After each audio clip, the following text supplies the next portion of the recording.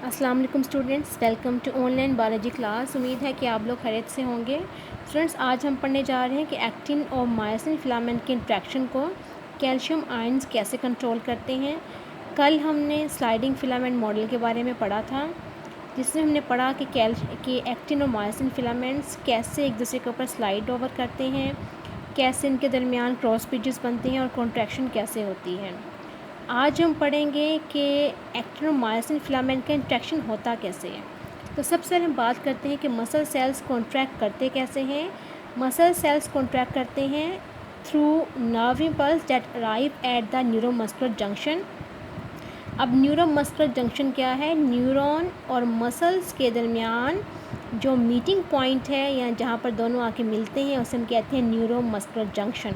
तो आप जानते हैं कि ब्रेन से पैगाम आता है through motor neurons to the muscle cells. तो जब जहाँ पर मोटर न्यूरॉन का एक्सॉन एंड आके मसल सेल्स के ऊपर जंक्शन बनाता है या जहाँ पर इनका आपस में इंटरेक्शन होता है, उसे हम कहते हैं neuromuscular junction. All the fibres innervated bye a single motor neuron और अ मोटर यूनिट। अब एक मोटर न्यूरॉन जितने मसल सेल्स को आके इनर्वेट करता है या उनके साथ कॉन्ट्रैक्ट करता है, उनको वो मिलके बनाते हैं एक मोटर यूनिट। यानी एक मोटर न्यूरॉन और जितने मसल सेल्स के साथ आकर उसका एक्सॉन एंड कम्युनिकेट कर रहा है या उनके साथ न्यूरोमस्कुलर जंक्शन बना रहा है, उन सब को हम कहते हैं एक मोटर यूनिट। और जब नर्व इम्पल्स आती है तो ये सारे जो मसल सेल्स हैं ये इकट्ठे ही कॉन्ट्रैक्ट करते हैं। मोटर न्यूरॉन एक है, एक मोटर न्यूरॉन बहुत सारे सेल्स को जाके इनर्वेट करती है, और जब नर्व इम्पल्स आती है तो नर्व इम्पल्स जो इन सब पे इकट्ठी स्प्रेड होती है और ये सब इकट्ठे ही कॉन्ट्रैक्ट करते हैं। अब आप जानते हैं कि जो मसल सेल की सेल मेम्ब्रेन है उसे हम कहते हैं सार्कोलीमा। अब सार्कोलीमा जो है ये बिल्कुल स्ट्रेट नहीं होती आम सेल मेम्ब्रेन की तरह, बल्कि ये अंदर पेनिट्रेट करती है मसल सेल के अंदर, इनके अंदर पेनिट्रेट करके या फोल्ड होके सेल के अंदर होलो इलोंगेटेड या लंबी लंबी ट्यूब्स बनाती है, उसे हम कहते हैं ट्रांसवर्स ट्यूब्यूल्स या टी ट्यूब्यूल्स। और टी ट्यूब्यूल्स की जो अंदर वाली कैविटी या ल्यूमेन है ये एक्स्ट्रा सेलुलर फ्लूइड के साथ कॉन्टिन्यूस होती है, यानी कि इनमें कोई सेपरेशन नहीं होती। सिर्फ ये होता है कि वो अंदर जाके फोल्ड बना रही है और अंदर एक ल्यूमेन बन रही है या कैविटी बन रही है। और ये सारी टी ट्यूब्यूल्स जो हैं ये कलेक्टिवली कहलाती हैं टी सिस्टम।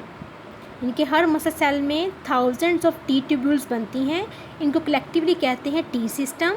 और ये एक्सटेंड करती हैं एंड सर्कल करती हैं मायोफाइब्रिल्स को at the level of G line और ए एंड आई जंक्शन। अब आप सबसे पहले देखें कि टी ट्यूब्यूल्स हैं क्या। अब आप यहाँ पर देख रहे हैं, आपको यहाँ पे एक मसल सेल दिखाया जा रहा है, ये इसकी पिंक में जो आपको नज़र आ रही है ये इसकी सेल मेम्ब्रेन है सार्कोलीमा। आप देख रहे हैं सार्कोलीमा अंदर फोल्ड होके देख रहे हैं लंबी लंबी इलोंगेटेड आप ट्यूब्यूल्स बना रही है, इसे हम कहते हैं टी ट्यूब्यूल्स या ट्रांसवर्स ट्यूब्यूल्स। और आप देख रहे हैं कि ये टी ट्यूब्यूल्स जो हैं ये मायोफाइब्रिल के ऊपर उसको जी लाइन के ऊपर जो है इसको इंसर्कल कर रही हैं, या जी लाइन के ऊपर इंसर्कल करेंगी या जहाँ पर ए और आई बैंड आपस में इंट्रैक्ट करते हैं उस पॉइंट पे इनका जो है ये इंसर्कल करती हैं मायोफाइब्रिल को। The T tubule and the terminal portion of the adjacent envelope of sarcoplasmic reticulum form triads at regular interval along the length of the fibril। अब T tubules के साथ आपको एक और स्ट्रक्चर भी नज़र आ रहा होगा येलो में, आप देख रहे हैं जो आपको येलो में स्ट्रक्चर नज़र आ रहा है ये है सार्कोप्लाज्मिक रेटिकुलम। ये जो ट्यूब्स हैं ये सार्कोप्लाज्मिक रेटिकुलम की लॉन्गिट्यूडनल ट्यूब्यूल्स हैं। अब सार्कोप्लाज्मिक रेटिकुलम क्या है? ये आम सेल के एंडोप्लाज्मिक रेटिकुलम की तरह का स्ट्रक्चर है, यानी कि आम सेल में इसको एंडोप्लाज्मिक रेटिकुलम कहते हैं और मसल सेल में इसको कहते हैं सार्कोप्लाज्मिक रेटिकुलम। लेकिन इसमें थोड़ा सा फ़र्क होता है कि इसके साथ राइबोसोम्स जो अटैच नहीं होते। अब आप देख रहे हैं कि ये जो सार्कोप्लाज्मिक रेटिकुलम है ये लॉन्गिट्यूडनल ट्यूब्स बना रहा है, प्लस यहाँ पर ये टर्मिनल सिस्टर्नी बना रहा है। ये टर्मिनल सिस्टर्नी जो हैं ये टी ट्यूब्यूल्स के साथ मिलकर एक स्ट्रक्चर बनाते हैं जिसे हम कहते हैं ट्राइएड्स। ये आपको 3 जो ट्यूब्स नज़र आ रही हैं, इस स्ट्रक्चर को हम कहते हैं ट्राइएड।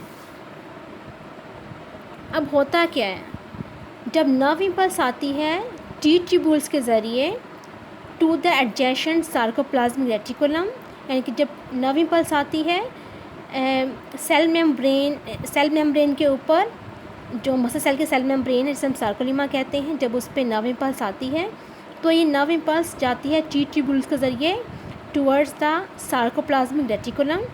सार्कोप्लाज्मिक रेटिकुलम के ऊपर जो कैल्शियम गेट्स हैं वो ओपन हो जाते हैं, इससे कैल्शियम जो है वो साइटोसोल में या सार्कोप्लाज्म में जो है रिलीज़ हो जाती है। कैल्शियम आयंस फिर क्या करते हैं, ट्रोपोनिन मॉलिक्यूल के साथ जाके बाइंड करते हैं ऑफ दैट थिन फिलामेंट या एक्टिन फिलामेंट। इससे क्या होता है, इनकी जो बाइंडिंग साइट्स हैं एक्सपोज हो जाती हैं, ये मायोसिन के साथ क्रॉस पिच बनाते हैं और कॉन्ट्रैक्शन अकर होती है। अब आप देखें यहाँ पर आपको दोबारा यही सिस्टम दिखाया जा रहा है कि ये देखने आपको पर्पल में, लाइट पर्पल में आपको सार्कोलीमा दिखाया जा रहा है, जो कि जो मसल सेल की सेल मेम्ब्रेन है, ये आप देख रहे हैं अंदर फोल्ड होके ये टी ट्यूब्यूल बना रही है, और साथ इसके आप देख रहे हैं सार्कोप्लाज्मिक रेटिकुलम की टर्मिनल सिस्टर्नी जो है ये भी प्रेजेंट है। ये दोनों मिलकर क्या बना रही हैं, ट्राइड बना रही हैं। अब होता क्या है कि अब यहाँ पर भी आप देख रहे हैं यही स्ट्रक्चर दोबारा दिखाया जा रहा है। मैंने ज़्यादा डायग्राम इसलिए ऐड किए ताकि आपको इसकी समझ आ जाए। आप देख रहे हैं जो आपको इसके ऊपर गैप नज़र आ रहे हैं, असल में ये दिखा रहे हैं कि ये अंदर जो सेल मेम्ब्रेन है अंदर फोल्ड होके ट्यूब्स बना रही है, जिसे ट्रांसवर्स ट्यूब्यूल्स कहते हैं या टी ट्यूब्यूल्स कहते हैं। ये टी ट्यूब्यूल है, प्लस इसके साथ आप देख रहे हैं सार्कोप्लाज्मिक रेटिकुलम की टर्मिनल सिस्टर्नी, ये दोनों मिलके बना रहे हैं ट्राइएड्स। अब देखें होता क्या है, जब नर्व इम्पल्स आती हैं थ्रू मोटर न्यूरॉन, आप देख रहे हैं मोटर न्यूरॉन नज़र आ रही है आपको, ये मसल सेल के ऊपर आके बना रही है न्यूरो मस्कुलर जंक्शन। जब नर्व इम्पल्स आती है ये एक्शन पोटेंशियल आता है एट न्यूरो मस्कुलर जंक्शन, होता क्या है कि एक्सोन के टर्मिनल एंड्स जो हैं ये एसिटाइलकोलिन जो है रिलीज़ करते हैं, जो कि जाके बाइंड करती है सार्कोलीमा के ऊपर रिसेप्टर्स के साथ। जब ऐसा होता है तो इससे क्या होता है, जो एक्शन पोटेंशियल है वो इसमें इनिशिएट हो जाता है सार्कोलीमा में। ये एक्शन पोटेंशियल जो है ट्रैवल करता हुआ टी ट्यूब्यूल्स में जाता है। टी ट्यूब्यूल्स के साथ प्रेजेंट है सार्कोप्लाज्मिक रेटिकुलम। जब ये एक्शन पोटेंशियल सार्कोप्लाज्मिक रेटिकुलम में जाता है तो यहाँ पर जो कैल्शियम आयंस हैं वो रिलीज़ होते हैं यहाँ से। ये कैल्शियम आयंस जाके फिर बाइंड करते हैं एक्टिन फिलामेंट के ट्रोपोनिन मॉलिक्यूल के साथ।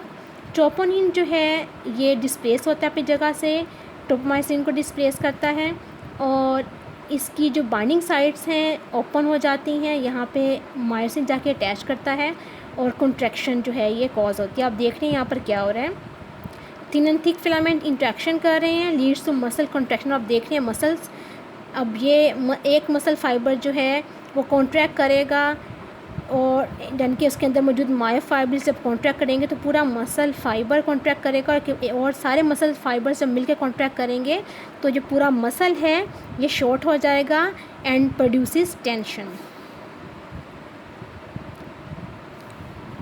ऑल और नॉन रिस्पॉन्स। अब ऑल और नॉन रिस्पॉन्स क्या है, हर मसल फाइबर की जो कॉन्ट्रैक्शन है वो बेस करती है ऑल और नॉन रिस्पॉन्स पे। अब ऑल और नॉन रिस्पॉन्स का प्रिंसिपल क्या है कि all of its fibrils participate in contraction, यानी कि एक मसल सेल के अंदर मौजूद जितने भी मायोफाइब्रिल्स हैं वो सब इकट्ठे मिलके कॉन्ट्रैक्ट करते हैं। ऐसा नहीं होता कि कुछ फाइब्रिल्स कॉन्ट्रैक्ट कर रहे हैं कुछ कॉन्ट्रैक्ट नहीं कर रहे हैं। हाँ, ये ज़रूर होता है कि एक मसल के अंदर कितने मसल सेल्स या फाइबर्स कॉन्ट्रैक्ट कर रहे हैं। तो डिग्री ऑफ कॉन्ट्रैक्शन डिपेंड करती है नंबर ऑफ़ मसल फाइबर्स पर जो कि कॉन्ट्रैक्शन में पार्टिसिपेट कर रहे हैं। लेकिन एक सेल के अंदर जितने भी मायोफाइब्रिल्स हैं वो सब इकट्ठे ही कॉन्ट्रैक्ट करते हैं, वो अलग अलग कॉन्ट्रैक्ट नहीं करते हैं। सार्कोप्लाज्मिक रेटिकुलम मैंने बता दिया क्या है, it is a continuous system of sarcotubules extending throughout the sarcoplasm around each myofibril. It is like endoplasmic reticulum but devoid of ribosome। सिर्फ इसमें फ़र्क क्या है कि इस पे राइबोसोम्स नहीं होते, और इसका जो पैटर्न होता है वो स्पेशलाइज्ड रिपीटिंग पैटर्न ये शो करते हैं, जैसे हमने पीछे देखा भी है आप देख रहे हैं कि इसकी जो ट्यूब्यूल्स हैं उनका एक ख़ास रिपीटिंग पैटर्न है जो किसी और सेल में नहीं पाया जाता। अब हम डिस्कस करते हैं कि मसल्स को कॉन्ट्रैक्ट करने के लिए जो एनर्जी चाहिए वो कहाँ से आती है। आप जानते हैं कि हर काम को करने के लिए एनर्जी चाहिए होती है। जो मसल्स कॉन्ट्रैक्ट करते हैं तो मसल्स को कॉन्ट्रैक्ट करने के लिए भी एनर्जी चाहिए। अब मसल्स ये एनर्जी कहाँ से लेते हैं? It comes from the ATP. अब एटीपी कहाँ से आती है? एक्चुअली आप जानते हैं कि मसल सेल के अंदर बहुत ज़्यादा मिकदार में ग्लाइकोजन स्टोर होती है, तो ग्लाइकोजन को ग्लूकोज में कन्वर्ट किया जाता है और फिर ग्लूकोज को एरोबिकली ब्रेक डाउन किया जाता है to form ATP and to generate ATP. अब जब ज़्यादा मिकदार में एनर्जी चाहिए होती है सेल को ड्यू टू हाई मेटाबॉलिज्म, तो मसल सेल में एक और एनर्जी स्टोरिंग सब्सटेंस पाया जाता है, उसे हम कहते हैं क्रेटिन फॉस्फेट। इसको फिर यूटिलाइज़ किया जाता है। लेकिन कई दफ़ा ऐसा होता है कि ऑक्सीजन की डेफिशिएंसी हो जाती है, कई दफ़ा हाई मेटाबॉलिक रेट होने की वजह से, जैसा कि अगर आप बहुत ज़्यादा एक्सरसाइज कर रहे हैं या बहुत ज़्यादा मस्कुलर एक्टिविटी कर रहे हैं तो बॉडी में ऑक्सीजन की डेफिशिएंसी हो जाती है, यानी कि जितना मेटाबॉलिक रेट हाई होता है उतनी अमाउंट में ऑक्सीजन जो है बॉडी को नहीं मिल रही होती। उससे फिर क्या होता है, बॉडी में एटीपी की कमी हो जाती है। तो फिर जो हमारी बॉडी में ग्लूकोज है या जो मसल सेल में मौजूद ग्लूकोज है उसको एनारोबिकली ब्रेक किया जाता है टू जनरेट एटीपी और उसको कन्वर्ट किया जाता है इनटू लैक्टिक एसिड। अब जानते हैं कि लैक्टिक एसिड जो है ये अक्यूमुलेट जब होता है हमारे मसल सेल्स में तो ये मसल सेल्स में फटीग कॉज करते हैं या उनमें टायर्डनेस या थकावट का बायस बनता है मसल सेल्स की।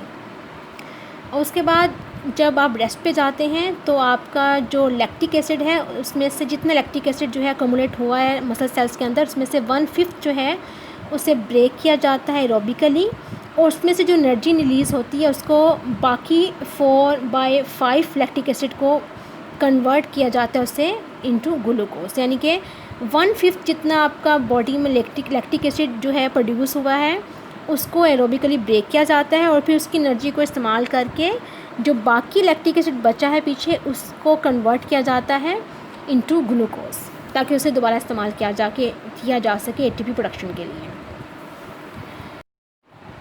Now we will discuss the effect of exercise on muscle, यानी कि मसल्स के ऊपर एक्सरसाइज का क्या इफ़ेक्ट होता है। आप जानते हैं कि मसल्स जो हैं अगर आप उनको ज़्यादा इस्तेमाल करते हैं तो वो ज़्यादा स्ट्रॉन्ग और पावरफुल हो जाते हैं। तो amount of work a muscle does is reflected in changes in the muscle itself. जितना कोई मसल ज़्यादा काम करता है, ज़्यादा यूज़ होता है, उतना ही उसके अंदर ज़्यादा चेंजेस आती हैं मसल्स के अंदर और यानी कि उनकी पावर जो है उतनी ही बढ़ जाती है। When muscles are used actively the increase in size और स्ट्रेंथ। जब मसल्स को एक्टिवली इस्तेमाल किया जाता है तो उनका साइज़ और उनकी स्ट्रेंथ इंक्रीज़ हो जाती है, वो ज़्यादा एफिशिएंट हो जाते हैं और फैटीग रेजिस्टेंट हो जाते हैं, इनके ज़्यादा जल्दी वो थकते नहीं हैं। Aerobic exercises like swimming, jogging and fast walking result in several changes in skeletal muscles. Aerobic exercise करने से जैसा कि स्विमिंग, जॉगिंग और फास्ट वॉकिंग करने से स्केलेटल मसल्स में बहुत ज़्यादा चेंजेस आती हैं। क्या क्या चेंजेस आती हैं कि मसल फाइबर्स के गिर्द जो कैपिलरीज़ हैं उनकी तादाद बढ़ जाती है ताकि ज़्यादा अमाउंट में ऑक्सीजन जो है उनको सप्लाई की जाए, उनको ज़्यादा अमाउंट में फूड दी जाए। As well as mitochondria with in them increase in number. इसके अलावा उनके अंदर माइटोकॉन्ड्रिया की तादाद भी बढ़ जाती है। क्यों बढ़ती है? ताकि ज़्यादा अमाउंट में एटीपी जो है जनरेट की जा सके, क्योंकि ऐसे मसल्स जो ज़्यादा एक्टिवली वर्क कर रहे होते हैं उनको ज़्यादा अमाउंट में एटीपी चाहिए होती है, तो इसलिए कैपिलरीज़ की तादाद बढ़ जाती है उन मसल फाइबर्स के गिर्द, प्लस उन मसल सेल्स के अंदर माइटोकॉन्ड्रिया की तादाद बढ़ जाती है और फाइबर्स जो हैं इसके अलावा वो मायोग्लोबिन भी ज़्यादा सिंथेसाइज करना शुरू कर देते हैं ताकि ज़्यादा अमाउंट में ऑक्सीजन को स्टोर कर सकें। These changes result in more efficient muscle metabolism and resistance to fatigue. In changes से क्या होता है, मसल्स की मेटाबॉलिज्म ज़्यादा एफिशिएंट हो जाती है और वो ज़्यादा फैटीग रेजिस्टेंट हो जाते हैं, इनके ज़्यादा जल्दी वो थकते नहीं हैं। Complete immobilization of muscle lead to muscle weakness and sphere atrophy. लेकिन ऐसे मसल्स जिनको आप इस्तेमाल नहीं करते वो वीक हो जाते हैं और स्फीयर एट्रोफी का बायस बनते हैं, यानी कि वो जो मसल्स हैं वो काम करना छोड़ देते हैं, उनमें डिसफंक्शन जो है वो कॉज हो जाता है।